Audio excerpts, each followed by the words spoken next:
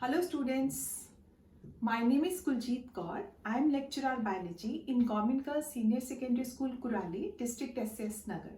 Students, today we are going to start the next unit of biology, that is unit 5, plant physiology. In today's class we will study about the transport in plant. We will see how the short distance and long distance transport takes place in the plants. So let's start. Okay students, let's start the first chapter of unit 4, that is plant physiology, and the name of the chapter is transport in plants. What do you mean by transport? Transport means how the things travel from one place to another place. Students हम देखते हैं कि जो plants हैं, अगर हम plants में water डालते हैं तो वाटर जो है that is taken up by the roots and it reaches all parts of the plants up to the very tip of the growing stem also.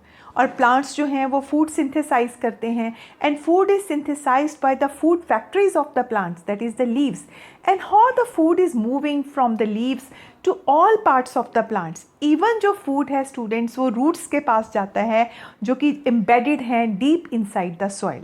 सो ये जो मूवमेंट है प्लांट्स के अंदर कैसे चल रही है, जो शॉर्ट डिस्टेंस सब्सटेंसेस की मूवमेंट है, जो शॉर्ट डिस्टेंस सब्सटेंसेस ने मूव करना है वो डिफ्यूज़न के साथ करते हैं. बट हमने ये देखा, हमने एनाटमी में पढ़ा कि हमारे पास कम्प्लेक्स टिश्यूज़ हैं जैसे जाइलम है एंड फ्लोएम है. सो ये जो ट्रांसपोर्ट ओवर लॉन्ग डिस्टेंस है स्टूडेंट्स, ये वॉस्कुलर सिस्टम की हेल्प के साथ होता है, that is xylem and phloem, and this is known as translocation.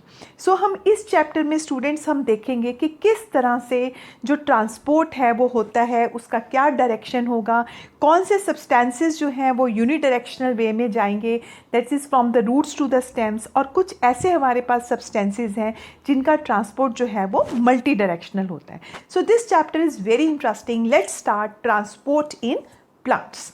Okay students, just now I explained you that plants जो हैं they don't have any interstitial fluid and circulatory system. But plants में भी जो चीज़ें हैं वो move करती हैं. वाटर, अब जैसे आप देख रहे हो कि वाटर जो है वो मूव कर रहा है from the roots to all parts of the plants. इसी तरह से जो लीव्स अपना फूड सिंथेसाइज करेंगे, फोटोसिंथेसिस करेंगे, सो जो फूड है स्टूडेंट्स, फूड जो है वो ट्रांसपोर्ट होगा. जो ऑर्गेनिक और मिनरल न्यूट्रिएंट्स होंगे उनको क्या होता है, मल्टी डायरेक्शनल ट्रांसपोर्ट होती है. सो जो लीफ जो है फूड मैन्युफैक्चर करेंगे वो प्लांट्स के सारे पार्ट्स में जो है वो ट्रांसपोर्ट होगा. ठीक है. सो हमने देखा, हमने जाइलम और फ्लोएम के बारे में स्टडी करा. तो जाइलम एंड फ्लोएम जो हैं स्टूडेंट्स वो एक वॉस्कुलर टिश्यू हैं जो कि ट्रांसपोर्ट में हेल्प करते हैं over the long distances, and this process is known as translocation. So what is translocation? Translocation is the transport over long distances, ठीक है, with the help of vascular system, that is xylem and the phloem. Okay. Now, what is unidirectional transport and multidirectional transports? Students, you can see this diagram. I am using two colors. One is blue and one is red. Blue colour जो है वो आपको unidirectional transport show कर रहा है, जबकि जो red है वो आपको मल्टी डायरेक्शनल ट्रांसपोर्ट शो करेगा. सो अगर आप प्लांट्स में देखते हो स्टूडेंट्स, जो जाइलम में जो ट्रांसपोर्ट हो रहा है that is transport of water and minerals. Water and minerals का ट्रांसपोर्ट क्या होगा, वो यूनिडायरेक्शनल होगा from the roots towards the stem, towards the leaf and towards the tip of the plant. So मैं रेड कलर नहीं use करूँगी यहाँ पे because red is use for phloem here. So ये जो आपको ब्लू दिख रहा है स्टूडेंट्स, ये क्या है, ये यूनिडायरेक्शनल ट्रांसपोर्ट है. सो जो वाटर है, मिनरल्स हैं, वो क्या करते हैं, एक डायरेक्शन में ट्रांसपोर्ट होंगे from the roots to the stem and the leaves. So this is known as unidirectional transport. So what is multidirectional transport? जो आपके ऑर्गेनिक और मिनरल न्यूट्रिएंट्स जो हैं वो मल्टी डायरेक्शनल ट्रांसपोर्ट जो है वो शो करते हैं. सो फूड जो है, मैंने आपको बताया कि लीव्स जो हैं वो फोटोसिंथेसाइज करेंगी और फूड मैन्युफैक्चर करेंगी, और ये जो फूड है वो ट्रांसपोर्ट होगा to all the parts of the plants. Even मैंने आपको बताया कि जो रूट्स अंडरग्राउंड हैं वहाँ पे भी फूड आएगा. सो ऑर्गेनिक कंपाउंड्स जो हैं, मिनरल न्यूट्रिएंट्स जो हैं वो लीव्स से स्टेम में जाएंगे, लीव्स में जाएंगे, फ्लावर ऊपर बड्स में जाएंगे और नीचे रूट्स में भी जाएंगे.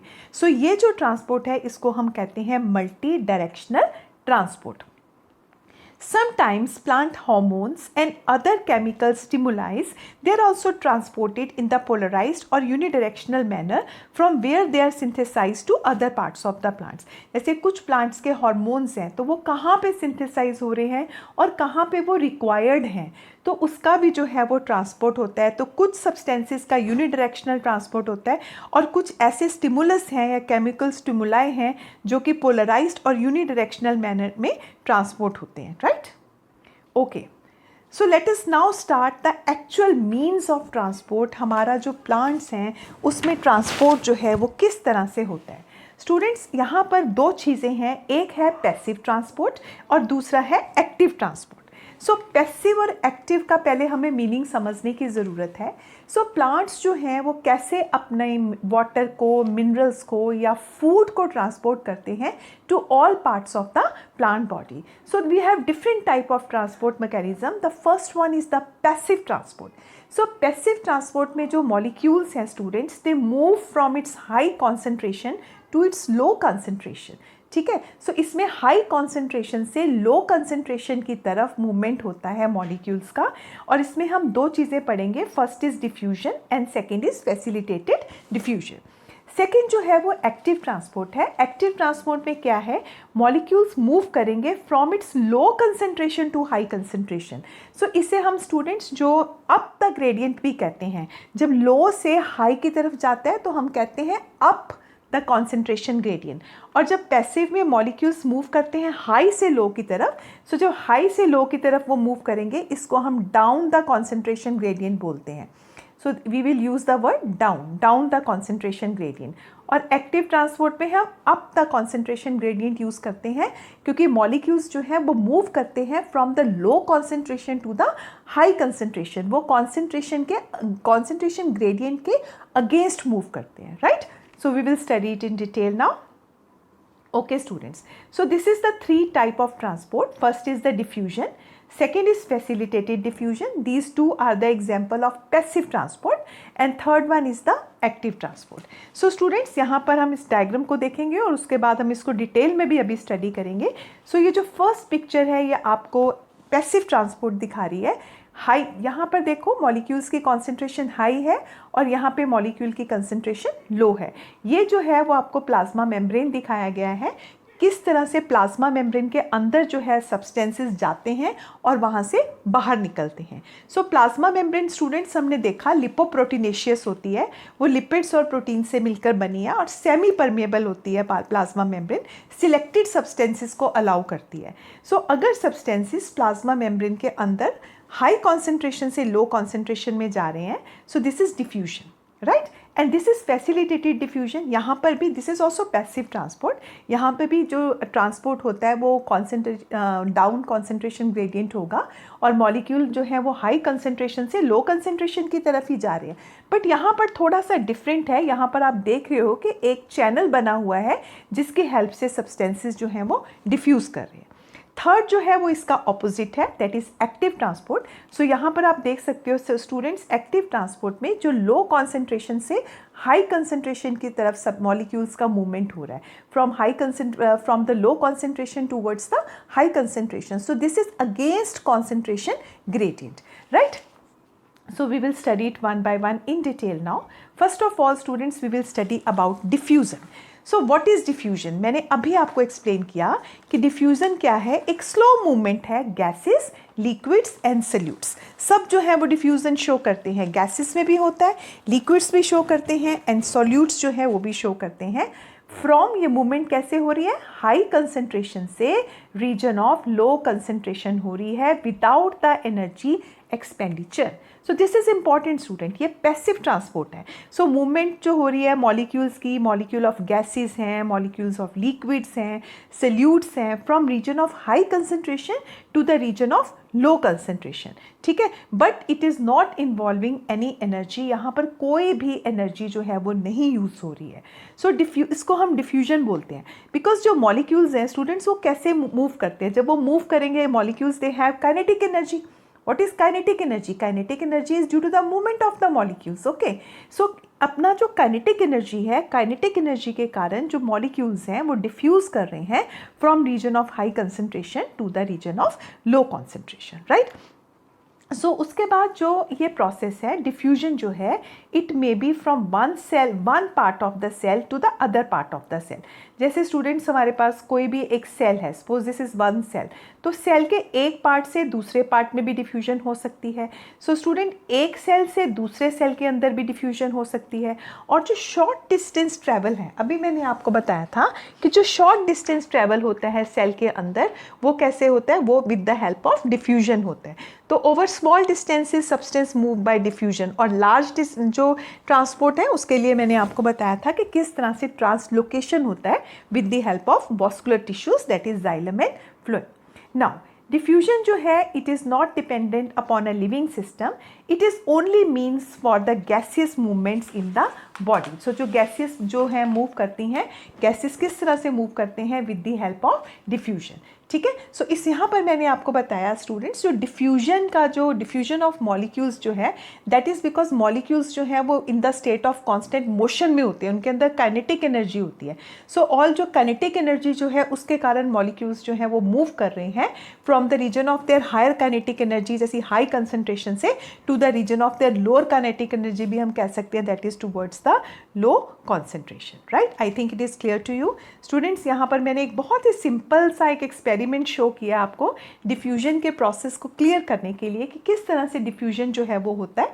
इसका एक बहुत ही सिंपल एग्जाम्पल है स्टूडेंट्स, हम घर में अगरबत्ती यूज़ करते हैं या परफ्यूम यूज़ करते हैं। अगर आप घर में या रूम में किसी एक कॉर्नर पे इंसेंस स्टिक लगाते हो, या जिसे हम अगरबत्ती बोलते हैं, तो आप थोड़ी देर बाद जो है आप उसको स्मेल कर सकते हो। तो ये what is this is phenomenon of diffusion only. जो स्मेल ऑफ सेंट है वो जो स्प्रेड हो रही है, it is spreads by diffusion only.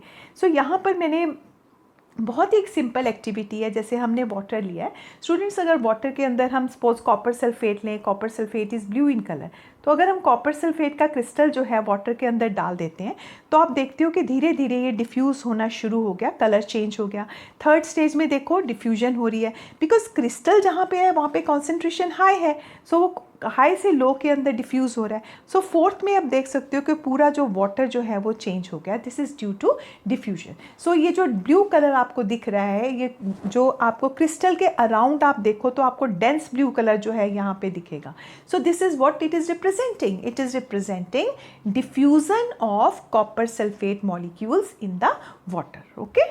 So from the high concentration towards the low concentration. Now next, so now let us study now. So students, यहाँ पर कुछ हम factors discuss करने जा रहे हैं, जो factors influence करते हैं rate of diffusion को और जो affect करते हैं diffusion को। So सबसे पहले जो first factor है जो हम करने जा रहे हैं, that is known as temperature. So how the temperature is affecting diffusion? So temperature जो है students, rate of diffusion increases with increase in temperature. जब हम temperature को बढ़ाएंगे, temperature को increase करेंगे, तो rate of diffusion जो है वो increase होगा, क्योंकि जो काइनेटिक एनर्जी जो है मॉलिक्यूल्स की वो इंक्रीज़ होगी। जब टेम्परेचर को हम इंक्रीज़ करेंगे, टेम्परेचर ज़्यादा होगा, तो अभी मैंने बताया कि जो काइनेटिक एनर्जी जो है वो इंक्रीज़ होगी, और काइनेटिक एनर्जी इंक्रीज़ होने से क्या होगा, जो मॉलिक्यूल्स हैं उनकी जो मूवमेंट है वो फास्ट हो जाएगा, तो रेट ऑफ डिफ्यूजन ऑब्वियसली क्या होगा, इंक्रीज़ होगा, राइट। यहाँ पे 2 एग्जाम्पल हैं, जो रेड वाला जो है वो हॉट वाटर है, और यहाँ पर जो है वो क्या है, कोल्ड वाटर है। तो आप देख सकते हो जो हॉट वाटर है उसमें डिफ्यूजन जो है वो फास्ट है, rate of diffusion is more, but जो कोल्ड वाटर है उसमें डिफ्यूजन जो है वो धीरे हो रहा है। सो टेम्परेचर जो है एक ऐसा फैक्टर है जो इफेक्ट करता है रेट ऑफ डिफ्यूजन को। Second student, diffusion pressure gradient. Diffusion pressure क्या चीज़ है, जो पार्टिकल्स हैं, जो मॉलिक्यूल्स जो हैं डिफ्यूज़ हो रहे हैं, वो एक प्रेशर एक्सर्ट करते हैं, right. That pressure is known as diffusion pressure.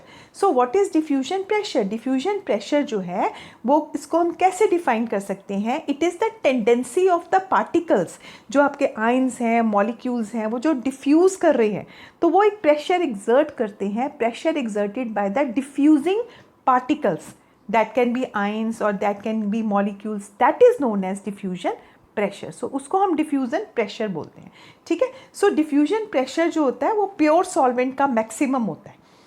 As compare to some solvent, जैसे हम सोल्यूशन में हमने कोई और सॉल्वेंट डाल दिया, तो इसके कंपैरेटिवली जो प्योर सॉल्वेंट होता है उसका डिफ्यूजन प्रेशर जो होता है वो मैक्सिमम होता है, right. So greater the diffusion pressure faster is the diffusion. जितना डिफ्यूजन प्रेशर जो है वो ज़्यादा होगा, कॉन्सेंट्रेशन ज़्यादा होगी, उतना ही जो पार्टिकल्स जो हैं वो फास्टर रेट से डिफ्यूज़ करेंगे। नाउ नेक्स्ट, थर्ड आ गया students concentration, gradient of concentration. Rate of diffusion increases with the increase in the concentration gradient. What does it mean? Concentration gradients यहाँ पे क्या है स्टूडेंट, यहाँ पे मैंने एक बहुत ही अच्छा एक पिक्चर लिया है आपको एक्सप्लेन करने के लिए। यहाँ पर देखो, यहाँ पर कॉन्सेंट्रेशन जो है वो ज़्यादा है। The steeper the concentration gradient, यहाँ पर हमने एक स्लाइड लिया है, तो यहाँ पर आप देख सकते हो कि अगर स्लाइड जो है, जितना स्लाइड जो है वो स्टीप होगा उतना फास्ट आप स्लाइड करके नीचे आओगे, जितना अगर उसको कम स्टीप होगा उतना जब आप स्लाइड करके आओगे तो आपको ज़्यादा टाइम लगेगा, स्लो आओगे आप नीचे, राइट। सो इसी तरह से जब कॉन्सेंट्रेशन ग्रेडियंट जो है, अगर आपका कॉन्सेंट्रेशन जो है यहाँ पर क्या है, concentration is more, when concentration is more then what happens, the rate of the diffusion is fast, you have fast rate of diffusion। जितना ज़्यादा concentrate होगा, steep होगा, उतना diffusion जो है वो fast होगा। लेकिन अगर हमारे पास concentration जो है वो कम है, less है, यहाँ पर आप देखो जैसे कम steep हो गया, so less steep concentration होगी तो क्या होगा, rate of diffusion जो होगा वो slow होगा, राइट। सो कॉन्सेंट्रेशन ग्रेडियंट जो है वो भी, ग्रेडियंट ऑफ कॉन्सेंट्रेशन जो है वो भी इन्फ्लुएंस करता है डिफ्यूजन को। So rate of diffusion increases with increase in the concentration gradient across the barrier.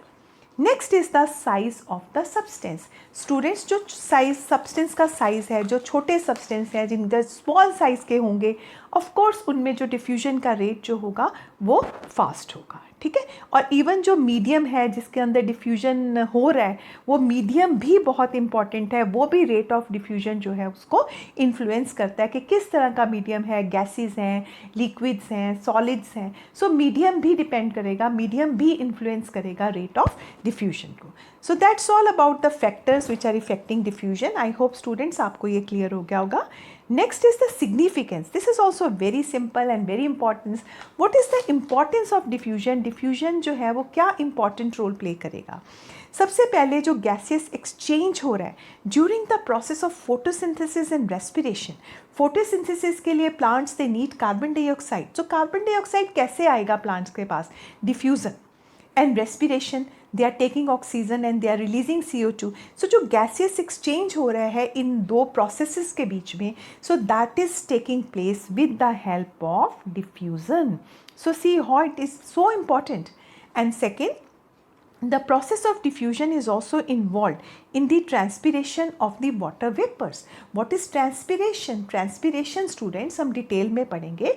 Transpiration होता है कि water loss होता है plants में से in the form of water vapors, ठीक है। सो वाटर लॉस होगा, जैसे हम बहुत ज़्यादा गर्मी है तो हम देखते हैं कि किस तरह से प्लांट्स जो होते हैं वो हमारे एकदम श्रिंक हो जाते हैं, लीव्स जो हैं उनके कोलैप्स हो जाते हैं। सो ये जो वाटर लॉस होता है प्लांट्स में, that is due to transpiration and water is lost in the form of water vapours. So diffusion जो है that is also involve in the transpiration. Then third is aroma. आप मैंने यहाँ पर एक पिक्चर लगाया, स्टूडेंट्स आप गार्डन में जाते हैं या प्लांट्स के पास जाते हैं तो आपको फ्लावर्स जो हैं उनका बहुत अच्छा फ्रेगरेंस जो है वो आपको आता है। सो ये जो एरोमा आ रहा है फ्लावर्स का, it is due to diffusion, क्योंकि प्लांट्स जो होते हैं उनके पास ऐसे एरोमेटिक कंपाउंड्स होते हैं। सो ऐसे वॉलेटाइल एरोमेटिक कंपाउंड्स होते हैं, एक्चुअली वो इंसेक्ट्स को अट्रैक्ट करते हैं फॉर पॉलिनेशन। सो इंसेक्ट्स हैं या डिफरेंट एनिमल्स हैं, उनको अट्रैक्ट करने के लिए होते हैं सो दैट पॉलिनेशन हो सके। सो ये जो एरोमा जो है वो आपको आ रहा है, आप फील कर पा रहे हो, स्मेल कर पा रहे हो, that is due to diffusion only, right. So even जो डिफ्यूजन जो है वो फूड मटेरियल की ट्रांसलोकेशन में भी हेल्प करता है। एंड अपटेक ऑफ मिनरल्स जो हैं that also takes place with the help of diffusion. So students, these are the important, this is the importance of diffusion. किस तरह से डिफ्यूजन जो है वो हमें फोटोसिंथेसिस, रेस्पिरेशन में हेल्प कर रहा है, ट्रांसपिरेशन हो रही है। एंड एरोमा ऑफ फ्लावर जो है that is also due to diffusion and it also helps in the uptake of the minerals. Okay, so that's all about diffusion, students. Next we come to facilitated diffusion, which is another type of passive transports. So ये भी एक तरह का diffusion है students. इसमें भी substance जो है they will move across the membrane. It also takes place along the concentration gradient. ये भी कॉन्सेंट्रेशन ग्रेडियंट के साथ ही होगा, from high to low concentration की तरफ ही होगा, जस्ट लाइक डिफ्यूजन. सो इसको हम एक स्पेशल टाइप का डिफ्यूजन कह सकते हैं. तो आप देख सकते हो second, this is also example of passive transport from high concentration to low concentration, right? So this is the diffusion of hydrophilic substances. Students, हमने देखा कि जो हमारा प्लाज्मा मेम्ब्रेन है या सेल मेम्ब्रेन है वो किससे मिलके बना था? लिपिड्स और प्रोटीन से मिलके बना है. लिपोप्रोटीनेशियस है. और लिपिड्स जो होते हैं वो क्या करते हैं, वो जो वाटर सॉल्युबल सब्सटेंसेस हैं वो सेल के अंदर उनका ट्रांसपोर्ट कैसे होगा, क्योंकि लिपिड्स तो उसको आने नहीं देंगे, राइट? सो जो हाइड्रोफिलिक सब्सटेंस हैं, जो वाटर लविंग सब्सटेंस हैं, एक होते हैं हाइड्रोफोबिक, एक होते हैं हाइड्रोफिलिक. सो हाइड्रोफिलिक सब्सटेंस जो हैं, जो वाटर लविंग सब्सटेंस हैं, वो कैसे अंदर जो हैं वो डिफ्यूज़ होंगे, सेल के अंदर वो सब्सटेंसेस कैसे जाएंगे? सो उसके लिए we have another type of diffusion that is known as facilitated diffusion. So यहाँ पे हाई कंसंट्रेशन से लो कंसंट्रेशन में ट्रांसपोर्ट हो रहा है with the help of special channels. Protein channels हैं स्टूडेंट्स. हमने प्लाज्मा मेम्ब्रेन का जब स्ट्रक्चर पढ़ा था तो उसमें हमने देखा था कि जो बाइलिपिड जो लेयर थी उसके बाद हमारे चैनल्स बने हुए हैं, और ये जो चैनल्स हैं ये ट्रांसपोर्ट में हेल्प करते हैं and without the expenditure of ATP energy. यहाँ पर ये इंपॉर्टेंट बात है, यहाँ पे डिफ्यूजन हो रहा है थ्रू चैनल्स हो रहा है. यहाँ पर एक अंदर जाने के लिए हमारे पास एक डोर है, चैनल है. सो ये चैनल के थ्रू हो रहा है, लेकिन यहाँ पर कोई भी एनर्जी जो है वो इन्वॉल्व नहीं है, without the expense of energy, right? So what is facilitated diffusion? It is a type of diffusion in which substance they move across the membrane along their concentration gradient in the presence of certain carrier proteins. Carrier proteins कहाँ हैं? They are present in the membrane. ठीक है. सो यहाँ पे proteins जो हैं वो एक ऐसी साइट प्रेजेंट कर रहे हैं. सो वो मॉलिक्यूल की जो मूवमेंट है cross the membrane, so proteins एक चैनल्स बना रहे हैं. सो उन चैनल्स की हेल्प से जो है सब्सटेंस जो है वो मूव करेंगे.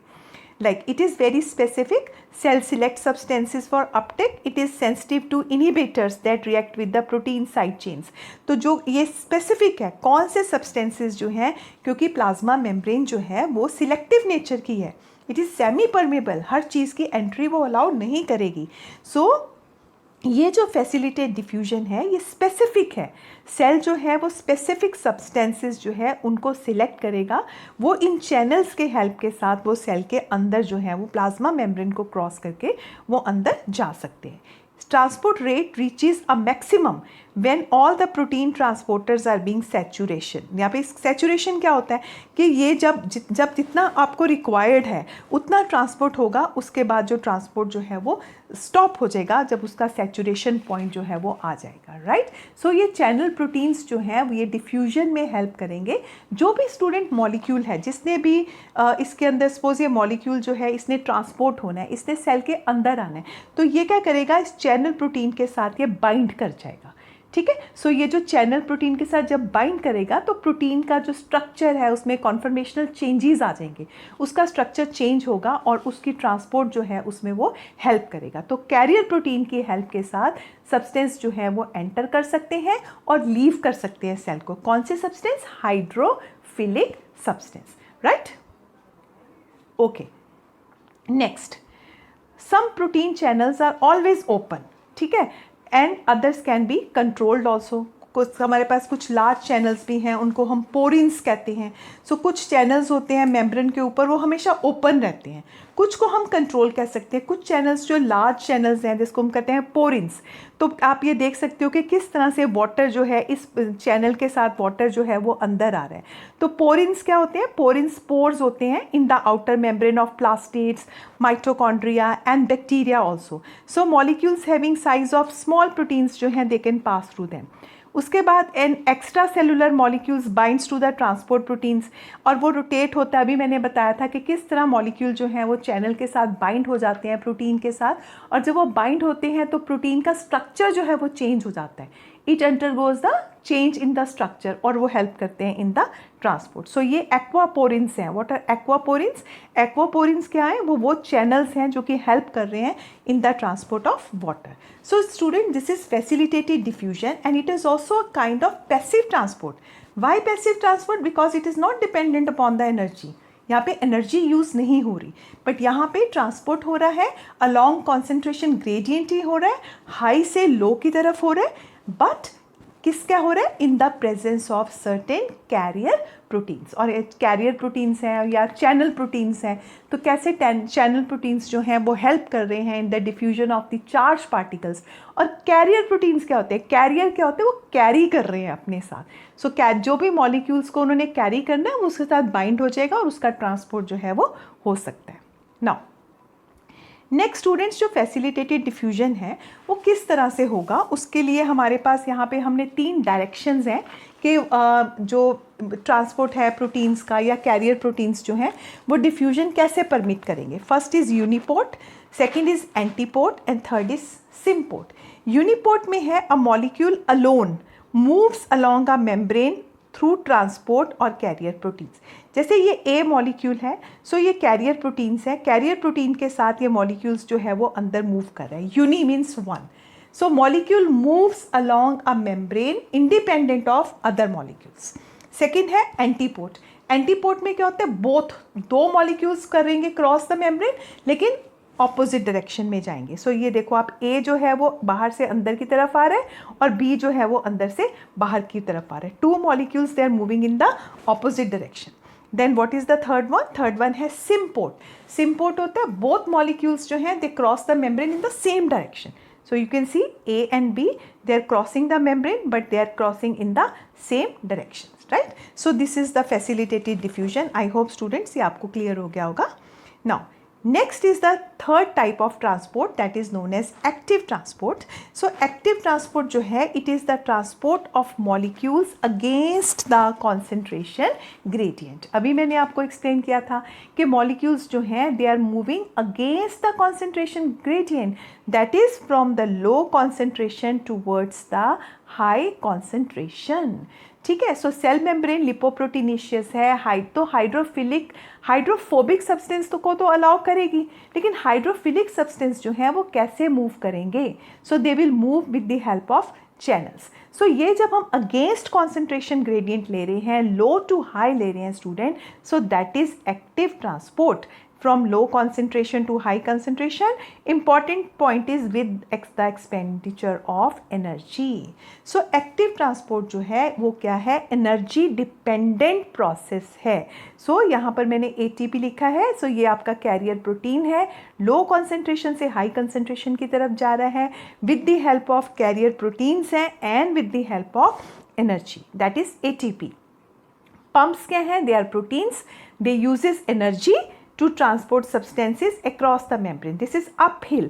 मैंने आपको बताया था पैसिव क्या है? डाउनहिल ट्रांसपोर्ट है, हाई से लो जा रहा है. और एक्टिव क्या है? अपहिल है, from low concentration to high concentration जा रहा है. ठीक है. सो ट्रांसपोर्ट रेट जो है it reaches a maximum when all protein transporters are being used. जब सारे प्रोटीन ट्रांसपोर्ट जब यूज़ हो जाते हैं तो सैचुरेशन हो गया पॉइंट, तो फर्दर ट्रांसपोर्ट जो है वो रुक जाएगा. ठीक है. ट्रांसपोर्ट रेट जो है मैक्सिमम हो गया जब हम सारे जो ट्रांसपोर्टर्स हैं, प्रोटीन ट्रांसपोर्टर्स जो हैं वो यूज़ हो गए. सो कैरियर प्रोटीन्स यहाँ पे बहुत स्पेसिफिक हैं, sensitive to inhibitors that react with the protein side chain. So carrier proteins जो हैं they are very okay students. So ये एक आपको मैंने एक डायग्राम लिया है या पिक्चर है you can say, जिसमें कि एक्टिव ट्रांसपोर्ट शुरू आपको शो हो रहा है कि किस तरह से जो है मूवमेंट हो रही है from the low concentration towards the high concentration. So inside the cell जो है वो एनर्जी, ये प्रोसेस जो है it is dependent upon the energy. Active transport है. सो किस तरह से मॉलिक्यूल्स जो है वो मूव कर रहे हैं from inside of the cell to the outside of the cell. So next students हमारे पास एग्जाम्पल है एक्टिव ट्रांसपोर्ट का जो सेल के अंदर होता है, that is sodium and potassium pump.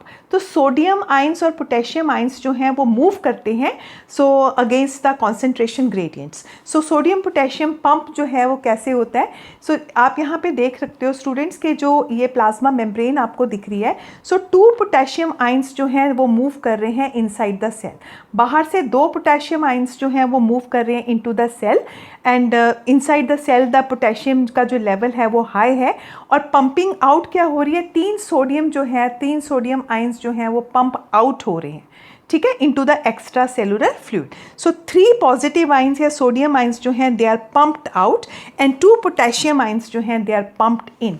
सो ये सोडियम पोटेशियम पंप है जो कि एक्टिव ट्रांसपोर्ट का एक एग्जाम्पल है। सो सेल मेम्ब्रेन के थ्रू किस तरह से सोडियम आइंस और पोटेशियम आइंस जो है उनका इनफ्लो और आउटफ्लो जो है वो होता है, राइट स्टूडेंट्स। सो यहाँ पर स्टूडेंट्स एक हमने समरी लिया है, हमने 3 तरह का ट्रांसपोर्ट स्टडी किया। First is diffusion, and second is facilitated diffusion, and third is the active transport. Diffusion जो है और फैसिलिटेटेड ट्रांसपोर्ट जो है they are passive transports because they are not dependent upon the energy, whereas the active transport is the active transport depends upon the energy. So इसमें कुछ इसको हमने summarise किया है, यहाँ पर तीनों डायग्राम हम ऑलरेडी स्टडी कर चुके हैं। सिंपल डिफ्यूजन में स्टूडेंट्स हमने देखा कि इसके लिए हमें कोई मेम्ब्रेन प्रोटीन्स नहीं चाहिए, कोई हमें इसमें चैनल्स या कैरियर नहीं चाहिए, जबकि फैसिलिटेटेड ट्रांसपोर्ट और एक्टिव ट्रांसपोर्ट में हमें जो स्पेशल चैनल प्रोटीन्स और कैरियर प्रोटीन्स जो हैं वो रिक्वायर्ड हैं। It is not selective but they दोनों जो हैं वो सिलेक्टेड हैं। मैंने आपको सैचुरेट बताया था कि किस तरह से जो हैं वो सैचुरेट हो जाएंगे तो फर्दर ट्रांसपोर्ट नहीं होगा।